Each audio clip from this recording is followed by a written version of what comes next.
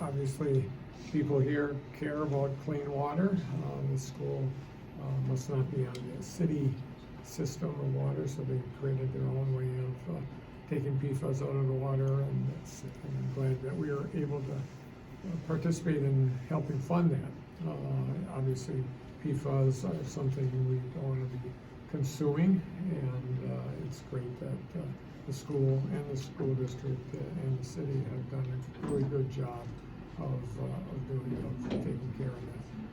One of the things that I remember so much about Wausau when they had this situation where they needed to do something on a grand scale to make sure people weren't ingesting PFAS, was the great work they did in doing that. But we also as a state and as thankfully as a nation have to figure out what we do with PFAS once we take it out of the water. It's great not to consume it, but they still exist, and so the science and the research is still kind of out on that. But we have to continue to do research and figure out a way to make sure that PFAS, even in the state that they are now, where they're just we put it someplace to keep them safe, but at the end of the day, we have to find ways to stop using them and hopefully get rid of them completely. Also, we are in the process of putting our budget together. We're putting about $145 million for issues around keeping water clean in the state. A good example, might be an example for this school, is the fact that there's a lot of times there's all sorts of things that are part of the water system in any school, and so we're hopeful to use money and resources to find ways to possibly make bubblers a little less contaminated water than they have now all across the state.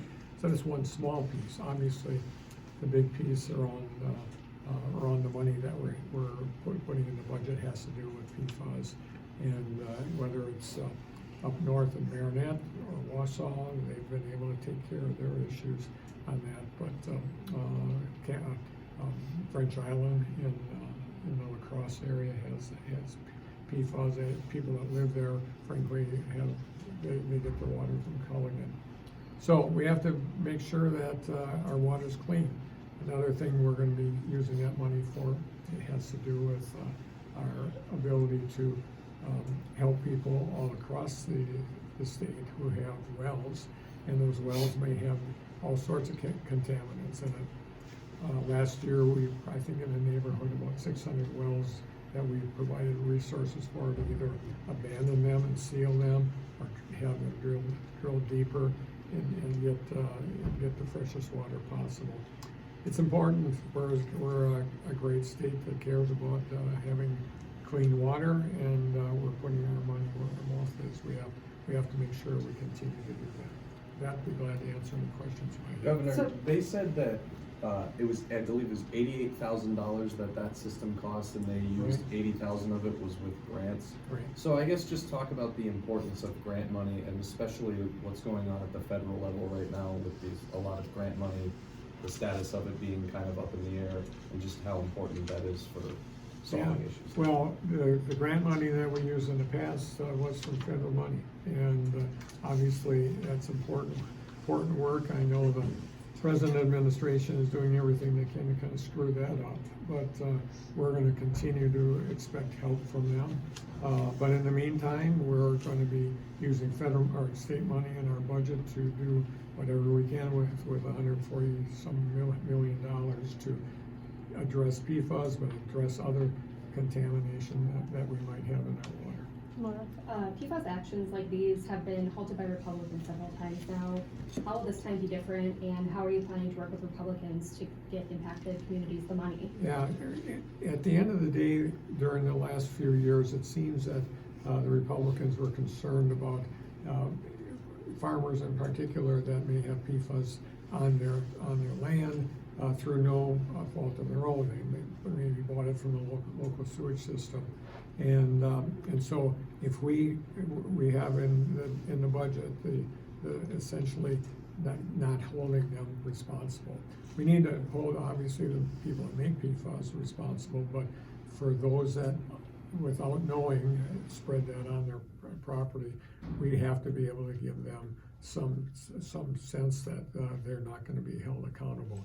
That in and of itself seemed to be the biggest thing that prevented us from getting something done the last time. In the budget piece that we're doing, we will have that part in there so that people can feel confident that that players in this world, in this state, that have PFAS on their land through nothing that they did to make that happen, that they're not held responsible. I think that in and of itself will get some Republican votes. Have you had conversations with Republican leaders about these proposals? We haven't released the budget yet, so we have not done that, but that particular issue, we have had discussions over the last few months.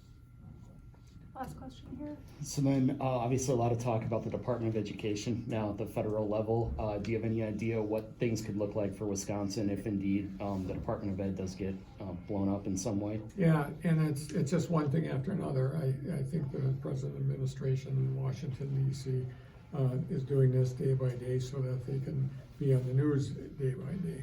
I understand that they're trying to get rid of the Department of Education. If that goes along with taking away, say, special education money for libraries, money for schools, period, that's going to be devastating. They are a partner in education in this state and every other state. But it's an unknown. Every day is a new day in Washington, D.C. They're trying to kind of tell us what to do on a regular basis. I find it really, frankly, bizarre. And so we'll just do what we can to prevent bad things to happen in the state of Wisconsin. And this comes to Wisconsin also. I have to give talk a little bit about making sure that the people that work on our farms, people that work in our production factories, the people that work in our tourism industry that may be undocumented, if they start pushing the button on them, that'll be a disaster for the state of Wisconsin. You think about the tens of thousands of people that may be undocumented but are doing great work on our farms, in our production factories. Think about the places in the state where we process meats. It would all go away because those are the people that are doing that work and they're good citizens for the state of Wisconsin. We must make sure that the federal government doesn't mess with their lives. Governor, if I may, you got Last a chance question to here. answer questions from a couple of kids in there. One of them asked you, what's one thing you've done as governor? And you went into talking about this water issue. Yeah.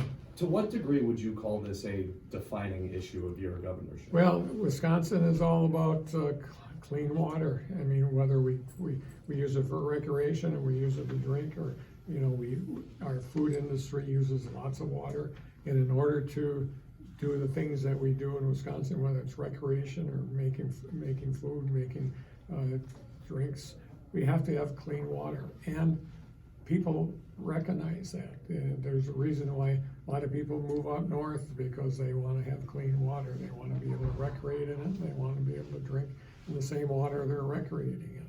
So I just think it's a value that Wisconsinites feel strongly about. And it's a value that we have to continue, and one of the ways we do that is to provide the resources to make sure that happens. Thanks, you guys. Thank you. Thanks, Thank you. everybody.